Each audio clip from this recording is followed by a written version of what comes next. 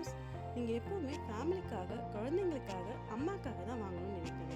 எப்பயாவது உங்களுக்காக வாங்கணும்னு நீங்கள் நினச்சிருக்கீங்களா? ஸோ உங்களுக்காக நானே ஹேண்ட் பிக் பண்ண ஜும்காஸ் கலெக்ஷன் தான் இப்போ நம்ம பார்க்க போகிறோம்.